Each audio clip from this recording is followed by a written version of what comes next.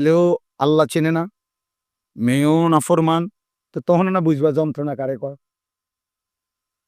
বুঝেন নাই কথা? যন্ত্রণা তো শুধু কনির নাম না, শাস্তি তো শুধু ঘুষি না, পারিবারিক এই অশান্তিটাও তো এর চাইতে বড় কষ্ট কি হইতে পারে। আল্লাহ তাআলা কষ্ট দিবেই। মা বাবার অবাধ্য সন্তান মারে কষ্ট দিছে, বাবারে কষ্ট দিছে, তুমি নাফরমান, লিখে রাখো, প্রয়োজনে সিল দিয়ে রাখো, তুমি বেইজ্জতি হবাই, তুমি কষ্ট পাইবাই। আল্লাহ নবী সাল্লাল্লাহু আলাইহি সাল্লাম যেটা বলছেন যেটা কি মিথ্যা হইতে পারে? নবীজি বলছেন লান ইয়ামুতা, কখনোই তার মৃত্যু হবে না, হাত্তা ইউআযযিবাহুল্লাহু ফিল আরদ, জমিনে শাস্তি ভোগ না করে মৃত্যু হবে। মৃত্যু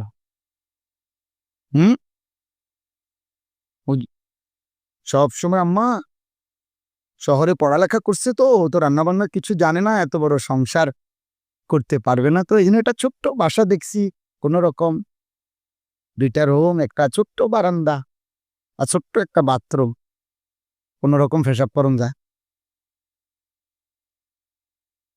কথার সুর, কথার স্টাইল, মানে বাইরকরণের বুদ্ধি। মাকে কার কাছে রেখে গেলেন, বাবাকে কার কাছে রেখে, যাই লাগে জানাইবেন, কোনো অসুবিধা না মা, সবসময় মোবাইলে যোগাযোগ থাকবে, মোবাইলে ঘাস কাটবো যোগাযোগ করে। মা পানি দরকার, এটা মোবাইল দিয়া হবে।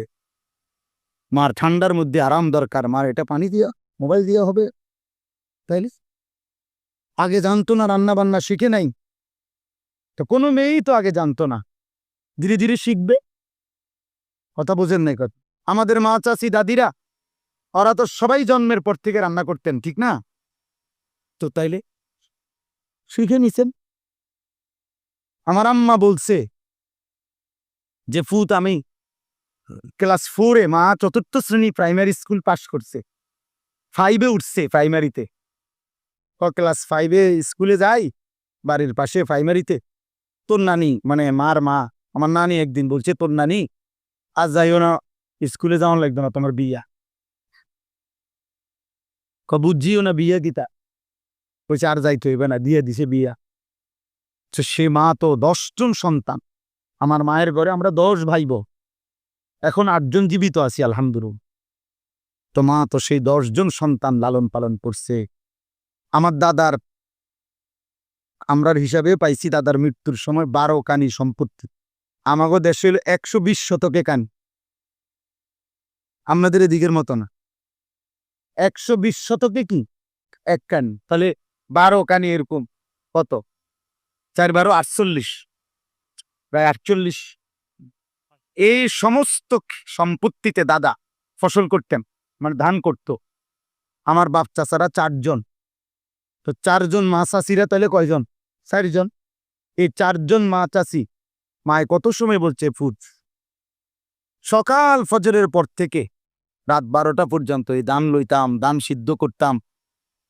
কত এক পাশে হয়তো আমরা কোনো না কোনো ভাই বাচ্চাদেরকে ফেলায় রাখতো, বেশি চিৎকারলে কানলে ও দুধ দৌড়ে গে দুধ খাওয়াইয়া আবার ধান লইতেছে, আবার এ ছিল না মা চাচিদের হালাত, না হুদা আমার মায়ের শুধু, সব মাই তো এমন ছিল। তো সেই সংসার তো নাই বললেই চলে এখন, ওই রকম চাষাবাদও করে না, ওই রকম ঘর গৃহস্থের কাজও করে না। আপনি শুধু কদ্দুর সিলিন্ডার গ্যাসে কদ্দুর রাইতেন না, আপনি আলালের ঘরের দুলাল হয়ে গেলেন। হ্যাঁ, মূল কথা হইল উনি তো বুঝছে এটা মেয়ে মহিলা, জীবন মানেই হলো একবেলা টেলিভিশন দেখা, আরেক বেলা ড্রেসিং টেবিলের মধ্যে সাজা, আর লম্বা সময় মাজারে আর মার্কেটে কোটো টোটো করে ঘোরা। জীবন মানে এই, জীবন মানে পাউডার, ফেয়ার এন্ড লাভলি, জীবন মানে গহনা অলংকার, জীবন মানে রাস্তায় নিজের রূপ আর যৌবন প্রদর্শন। অভিশপ্ত জীবন ওই নারীদের, বেপর্দা নারী অভিশপ্ত নারী, বেহায়া নারী অভিশপ্ত না। এজন্য যুবক ভাই এটাও বললাম, আল্লাহ নবী সাল্লাল্লাহু আলাইহি সাল্লাম বলেন, তুনকাহুল মারআতু লিআরবাইন, মানুষ নারীকে বিবাহ করে, মহিলাকে বিবাহ করে 4 কারণে। সেই 4টি বিষয় এক একজন এক একটা দেখে বিবাহ করে। 1 নাম্বার হলো লিজামালিহা, কেউ সৌন্দর্য দেখে বিবাহ করে। 2 ওয়ালি হাসাবিহা, কেউ বংশমর্যাদা দেখে বিবাহ করে। 3 ওয়ালি মালিহা, কেউ সম্পদ দেখে বিবাহ করে। 4 ওয়ালি দীনিহা, কেউ দিন দেখে বিবাহ করে। দিন, ঈমান, ইসলাম, পর্দা, নামাজ। আল্লাহ নবী সাল্লাল্লাহু আলাইহি সাল্লাম বলেন, ফাজফার বিজাতিদ দ্বীন, তুমি দিনকে প্রাধান্য দিও, দিনকে প্রাধান্য দিও। তারিবাত ইয়াদাকা, খোদার কসম যুবক, আল্লাহ নবী বলছে, যদি দিনকে প্রাধান্য না দাও তো আল্লাহ যেন তোমারে বেইজ্জতি করে, আল্লাহ যেন তোমারে বেইজ্জতি করে। খোদ রাসূল বলছে, রাসূল রাহমাতুল লিল আলামিন নবী বলছে যে আল্লাহ যেন তোরে অপমান করে। কেন? দিনকে প্রাধান্য দিলাম, এবং শেষ পর্যন্ত বেইজ্জতি হয়ই হয়। আপনারা না জানলো আমরা তো জানি। হাজারো মানুষের ব্যক্তি জীবনের চোখের পানি, একাকিত্ব জীবনের চোখের পানি তো আমরা দেখি, আমরা তো জানি। দোয়া যে চায় আমগো কাছে, আমরা তো বুঝি বাপ, শুনি তো কি কয়।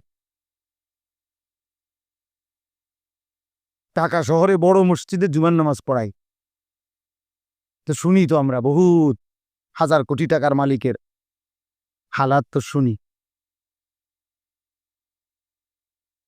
বাইরের পৃথিবী তো জানে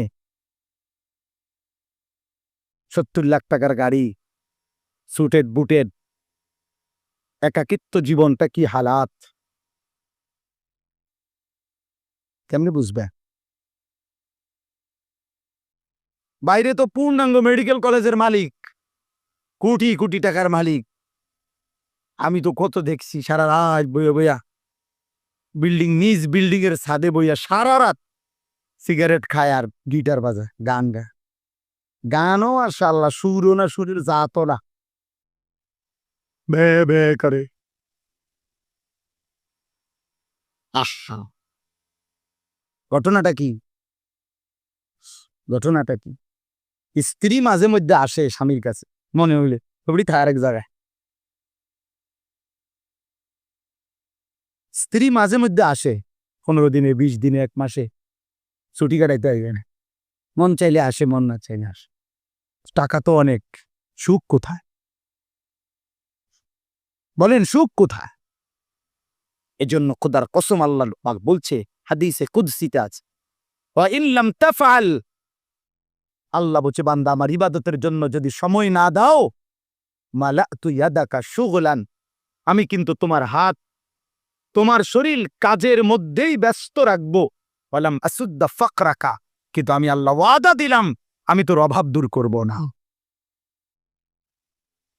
গাম বাইয়া বাইয়া পড়বে না ফরমান, পরিশ্রম করতে পারবি, মাগার অভাব যাবে।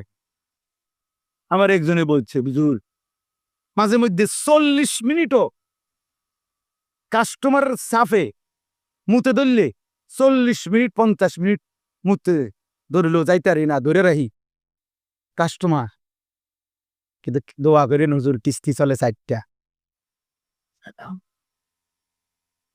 কিস্তি চলে কেন বুঝেন নাই কথাটা? অর্থাৎ এই পরিমাণ বেচা কিনা যে পেশাব করবারও কি নাই, ঘন্টা খানিকও পেশাব ধরে রাখছে।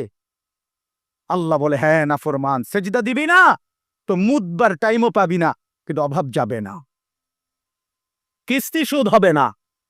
ঠিক আছে, কামে করতে লইছি, ক মাডিয়ে কাট, ঘাট মাডিয়ে কাট, হাজার রাখুন হাতরে।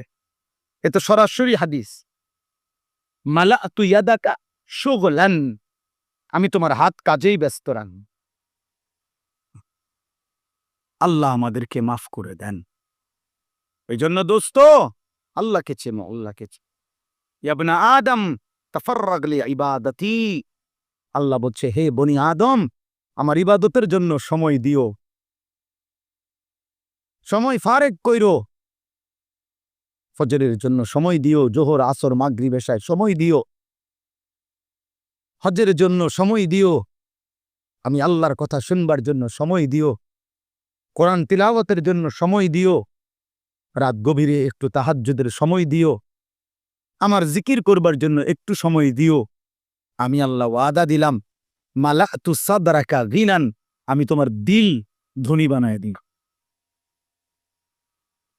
দিলে বাদশা বানায় গো। ওয়া আসুদ্দু ফাকরাকা, আমি আল্লাহ ওয়াদা দিলাম তোমার অভাব আমি দূর করে দাও,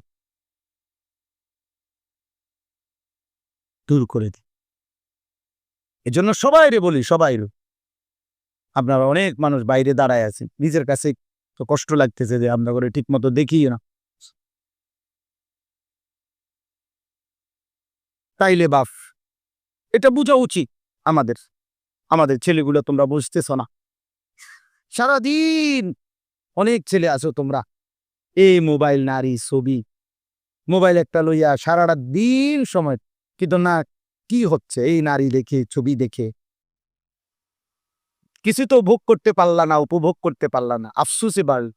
প্রতিটা ছবি, প্রত্যেকটা গুনাহ, প্রত্যেকটা হারাম, আল্লাহর কসম তৃষ্ণা বাড়ায়, আরো চাহিদা বাড়ায়, কখনোই তৃপ্ত হতে দেয় না। রব্বে কাবার কসম, গুনাহ কি দেয় না? তৃপ্তি।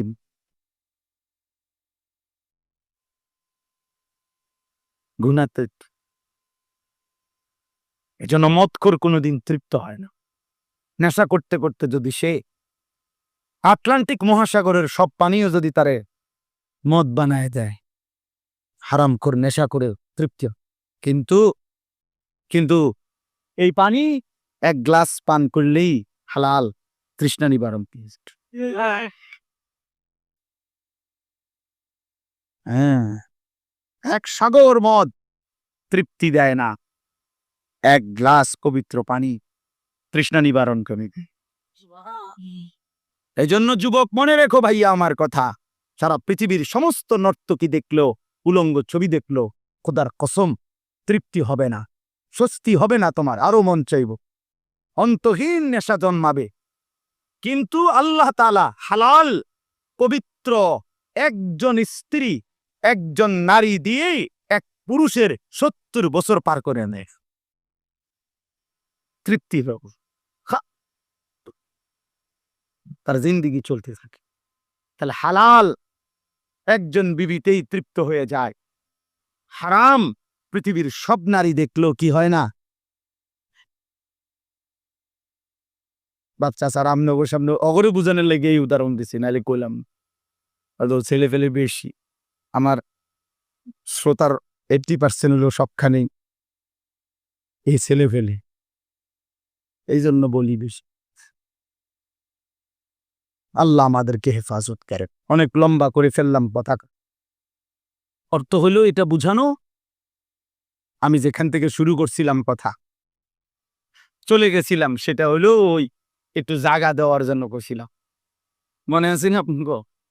মানে একটু আগাইয়া বসার জন্য বলছিলাম যে আপনি যদি একটু আগান তাহলে আরেকজনে বসতে পারব, এখান থেকেই বহু দূর চলে গেলাম। আল্লাহ তাআলা এই কথাগুলোর মধ্যে খায়ের ও বরকত দান করুন। আর প্রথম যে কথা শুরু করছিলাম, ইয়া আইয়ুহাল্লাযীনা আমানু আলাইকুম আনফুসাকুম, আল্লাহ বলছেন হে ঈমানদারগণ তোমরা প্রত্যেকেই নিজেকে আঁকড়িয়ে ধরো। লা ইয়াদুররুকুম মান দাল্লা ইযা ইহতাদাইতুম, আল্লাহ বলে নিজেকে যদি সাজিয়ে তোলো, নিজেকে যদি ঈমান আমল হেদায়েতের উপরে উঠাইতে পারো, নিজের ঈমান, নিজের আমল, নিজের আখলাক, নিজের ইবাদত, নিজের লেনদেন, নিজের আচরণ যদি সুন্দর করতে পারো, এবার পৃথিবীর সমস্ত পথভ্রষ্ট গোমরা একসাথ হয়েও তোমারে কেউ পথভ্রষ্ট করতে পারবেন।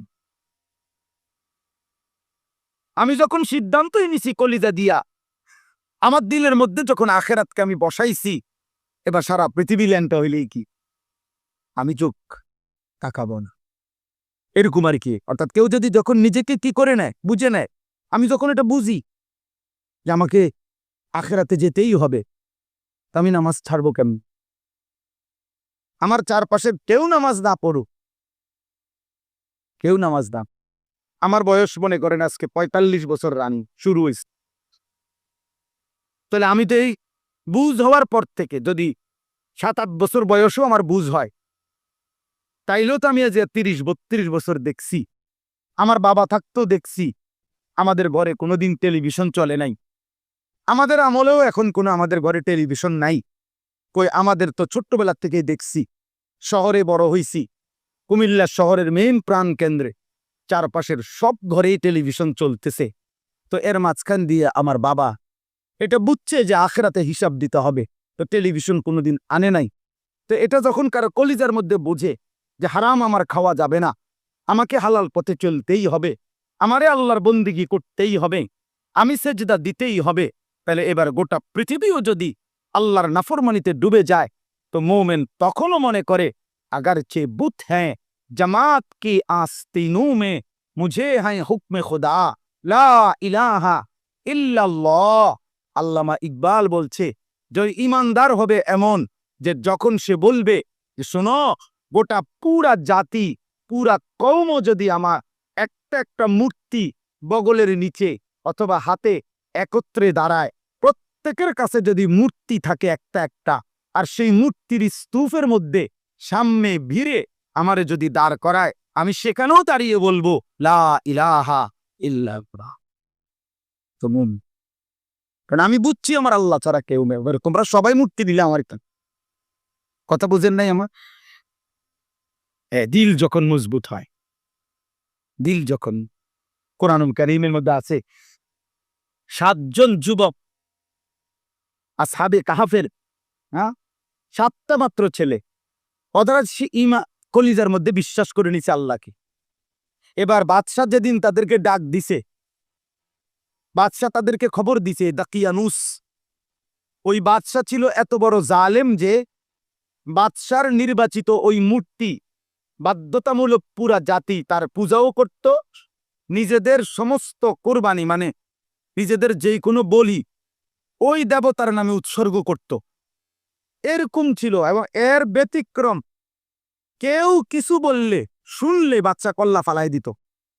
এমন নির্মম পাষাণ জালেম বাদশাহ দাকিয়ানুস ছিল।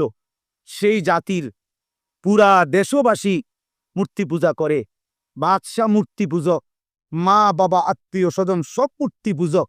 পুরা জাতির মধ্যে এই ৭টা যুবক তারা ভিন্ন সিদ্ধান্ত নিছে যে আমরা আল্লাহকে ছাড়া আর কাউকে ডাকবো না, আমরা আল্লাহকেই ডাকবো। বাদশাহ যেদিন তাদেরকে ডাক দিছে, রাজ দরবারে সবার সামনে জিজ্ঞাসা করছে যে তোমরা আমার মূর্তিকে বাদ দিয়ে কার ইবাদত করো, কাকে ডাকো, কাকে মানো? তো কোরআনুল কারীমের মধ্যে ভাইয়া স্পষ্ট আছে, আল্লাহ তাআলা বলেন ওয়ারাবাতনা আলা কুলুবিহিম ইয কামু। সুবহানাল্লাহ। আল্লাহ তাআলা বলে শোনো পৃথিবীবাসী, আমি আল্লাহ নিজে আমার ওই ৭ ঈমানদার যুবকের দিলে ঈমান আমি বাইধা দিলাম, বাইধা। অরাবাতনা, রাবাতনা মানে হলো শক্ত রশি দিয়া সুতা দিয়ে আমি ঈমান বাইধা দিছি। ইয কামু, যখন তারা বাদশার সামনে দাঁড়াইল, বাদশা জিজ্ঞেস করলো তোমরা কাকে ডাকো, কাকে মানো? আমার মূর্তি আমার সিদ্ধান্তের ব্যতিক্রম। তখন ফাকালু, তারা বলল রব্বুনা রব্বুস সামাওয়াতি ওয়াল আরদ, আমাদের রব তিনি ৭ আসমান ও জমিনের রব যিনি। লান নাদউ মিন দুনিহি ইলাহান, আমরা ওই আল্লাহকে ছাড়া আর কাউকে ডাকব না। লাকাদ কুলনা ইদান শাতাতা, যদি আল্লাহকে ছাড়া কাউকে ডাকি বাদশাহ, এটা হবে বড় জুলুম, এটা হবে বড় অন্যায়। আপন মা বাবাও এখানে ছিল, তাফসীর আছে। এই যুবকদের বাবা মাও কি ছিল? এখানেই ছিল, পুরা ফ্যামিলি ছিল এখানে, আত্মীয় স্বজন সব ছিল। ওই যে আল্লাহ বলছে আমি কলজার মধ্যে কি বাইন্ধা দিছি, রাবাতনা মানে রশি দিয়ে বান্ধিয়া দিছি। এজন্য ইসলাহি মাহফিল অনেক উপকার হয়। মাহফিল ছোট হোক, এ কষ্ট হয়েছে আর কি, বৃষ্টি বাদল, কিন্তু এতে ফায়দা বেশি। ইসলাহে নফস, আত্মশুদ্ধি, দিলের উপরে মেহনত করা। আজকে আমরা প্রত্যেকে এই ফিকির করি। যুবক ভাই, তোমাদেরকেও বলি ভাইয়া, নিজের উপরে দয়া করো। তোমার ঈমান, তোমার আমল, তোমার লেনদেন, তোমার আচরণ, আখলাক সুন্দর কর। স্বার্থপর এই দুনিয়া কারো কথা মনে রাখে না। আমি এটা প্রত্যেক দিন বল, এই বড় স্বার্থপর এই দুনিয়া কেউ না মনে রাখে না রে ভাই। তুমি মরে গেলে পৃথিবী থাম। এই মাইলস্টোন স্কুল অ্যান্ড কলেজের যে এমন সুন্দর ফুটফুটে বাচ্চারা যে মারা গেল, ওই পৃথিবীর ঘন্টার কাঁটা, সেকেন্ডের কাঁটা 1 মিনিট কি থামছিল? জীবনের কোলাহল কোনটা থেমে গেছে? হ্যাঁ, 30 টাকার পানির বোতল জালেম দোকানদারে 200 টাকা হাঁকায় ফেলছে, 600 টাকা। ওমা কি নির্মম বলেন। মানুষ কত বড় পাশা।